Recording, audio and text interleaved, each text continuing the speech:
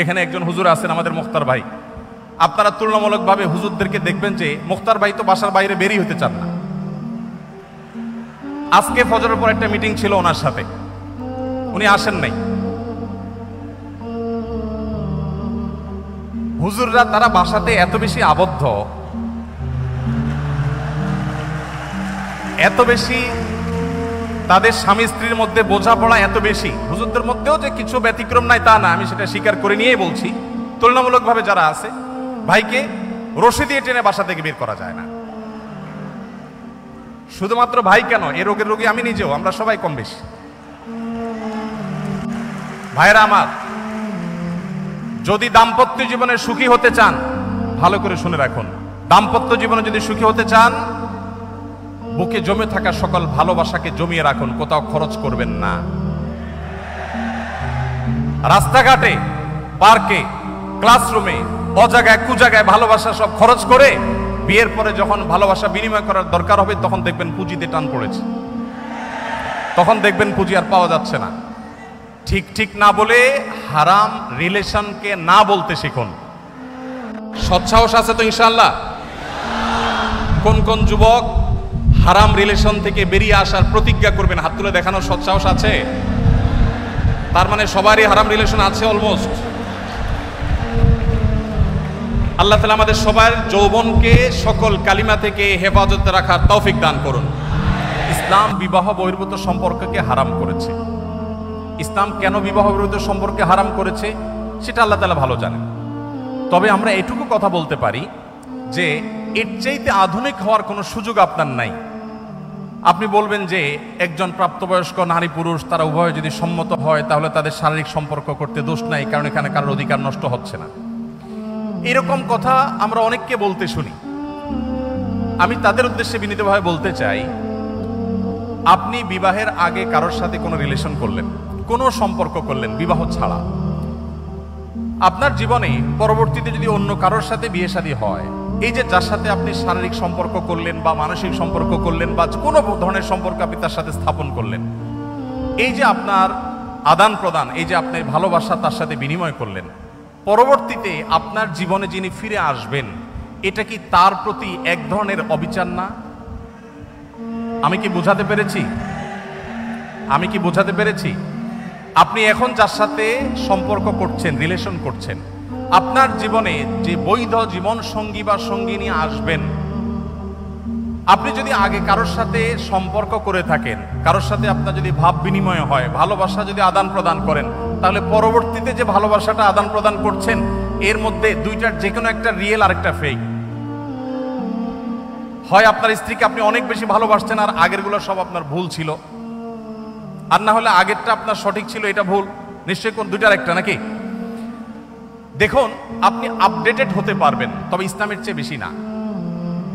আপনি আপডেটেড হতে পারবেন, তবে ইসলামের চেয়ে বেশি হওয়ার সুযোগ নাই। আপনি বিবাহ বহির্ভূত সম্পর্ককে বৈধ করার জন্য বলেন যে সম্মতি আছে কিনা, সম্মতি থাকলে দুইটাকে আপনি বৈধ মনে করছেন। আর আপনার চরিত্রকে, আপনার যে জীবন সঙ্গী আসবে, জীবন সঙ্গিনী আসবে, তার জন্য সংরক্ষণ করে রাখার কথা ইসলাম বলে। আপনি নিজেকে সেভ করে রাখবেন, নিয়ন্ত্রণ করবেন, কন্ট্রোল করবেন, ওই সেই বৈধ ভালোবাসা যার সাথে হবে তাকে সব উজাড় করে দেওয়ার জন্য। এই জন্য যারা ইসলাম প্র্যাকটিস করে, যারা হালাল হারাম মেনটেন করে চলে, যাদের যৌবনে, যাদের জীবনে কোনো কালিমা নেই, এই মানুষগুলোর চাইতে পিওর কোনো মানুষ সমাজে হওয়ার কোনো সুযোগ নেই।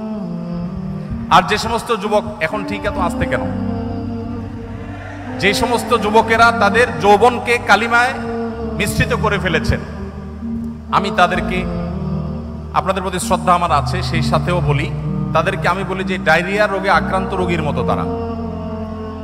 যেখানে কোনো কিছু দেখেছেন সেখানে তিনি কাত হয়ে পড়েছেন, সেখানে দুর্বল হয়ে পড়েছেন, সেখানে বসে পড়েছেন, সেখানে কন্ট্রোল হারিয়ে পড়েছেন, সেখানে ডাইরেক্ট হয়ে গেছেন। আর একজন মুত্তাকি পরহেজগার যুবক অপেক্ষা করেন, তার সামনে হারাম সম্পর্ক করার হাতছানি আসে, তিনি বলেন যে আল্লাহ দেখছেন, যারা অবৈধ সম্পর্ক করেন, বৈধ সম্পর্ক যদি হয়, বিবাহ সাথে যদি করেনও, আপনার ওই ভালোবাসা ভাব এটা বিনিময় যে করে ফেলেছেন, করতে করতে এটা ইউজড হয়ে যাওয়ার কারণে পরবর্তীতে আর ভালোবাসার যে স্পিড ছিল আপনার শুরুতে, সেই স্পিডটা আপনার ওই ফাইনাল ভালোবাসা আপনি পাবেন না।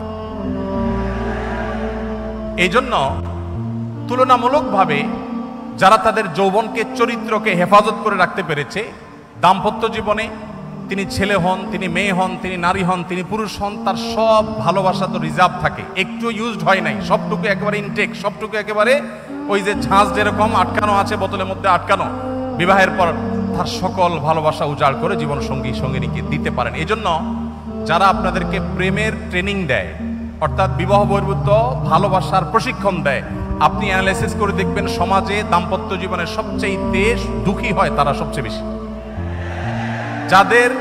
যারা সকাল বিকাল আপনাদেরকে নাটক সিনেমার মাধ্যমে বিবাহ বহির্ভূত ভালোবাসার প্রশিক্ষণ দেয়, এই ভালোবাসা জয় করার জন্য বাবা মার অবাধ্য হওয়া যাবে, ধর্ম ছাড়া যাবে, সমাজ ত্যাগ করা যাবে, এই ট্রেনিংগুলো যারা সারাদিন দেয়, এদের এক একজনের দেখবেন জীবনের লাইফ পার্টনার বা স্বামী বা স্ত্রী 5 জন 6 জন করে চেঞ্জ করা শেষ হয়ে গেছে।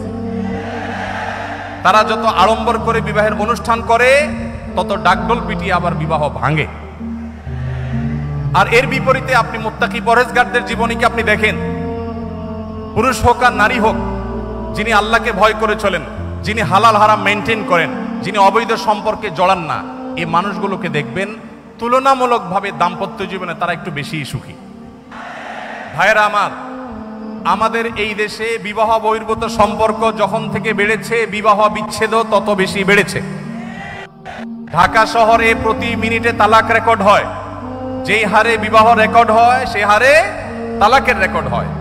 আমি মৌলভীবাজারে এক ওয়াজ মাহফিলে গিয়েছি, আবার নারায়ণগঞ্জে এক ওয়াজ মাহফিলে গিয়েছি। 2 জন জনপ্রতিনিধি চেয়ারম্যানকে পেয়েছি, তারা আমাকে বলেছেন, একই কথা বলেছেন। একজন বলেছেন, হুজুর আমি চেয়ারম্যান হয়েছি মাত্র কয়েকদিন হয়েছে, এই কয়েকদিনের মধ্যে 25টা সালিশ আসছে আমার কাছে, বিবাহ ভাঙার সালিশ। ভাইরা আমার, আমাদের দাম্পত্য জীবনের অবস্থা ভয়াবহ। পশ্চিমা পৃথিবী, আমি প্রায় সময় বলি, পশ্চিমারা জ্ঞানে, বিজ্ঞানে, অবকাঠামোতে, অন্য অনেক দিক থেকে আমাদের থেকে যদি 1000 বছর এগিয়ে থাকে, পারিবারিক সুখ শান্তিতে, দাম্পত্য সুখের দিক থেকে আমরা তাদের চাইতে 2000 বছর এগিয়ে আছি। আমরা তাদের চাইতে জ্ঞানে বিজ্ঞানে অনেক পিছিয়ে থাকতে পারি, অর্থনৈতিকভাবে অনেক পিছিয়ে থাকতে পারি, অবকাঠামোতে অনেক পিছিয়ে থাকতে পারি, কিন্তু দাম্পত্য জীবনে আমরা যতটা সুখী, পশ্চিমারা সেগুলো কল্পনাও করতে পারে না।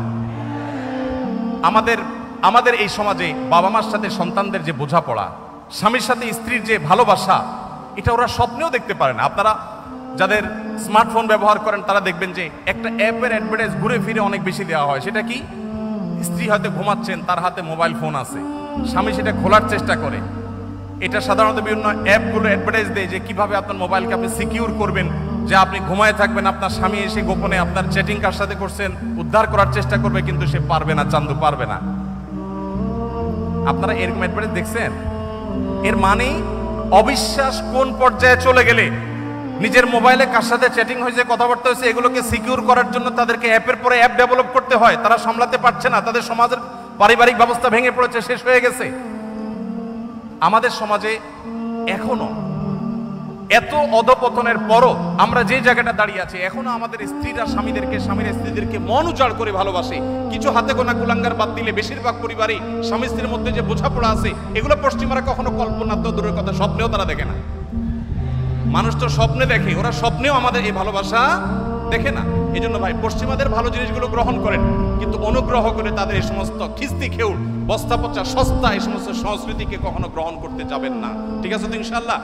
তো যে ভাই প্রশ্ন করেছেন, তার প্রশ্নের উত্তর হলো, আপনি হারাম রিলেশনকে বলিষ্ঠভাবে না করে দিন, হালাল রিলেশনের জন্য অপেক্ষা করুন। ইনশাআল্লাহ আল্লাহ তাআলা আপনাকে আপনার জীবনে, দাম্পত্য জীবনে বারাকা দান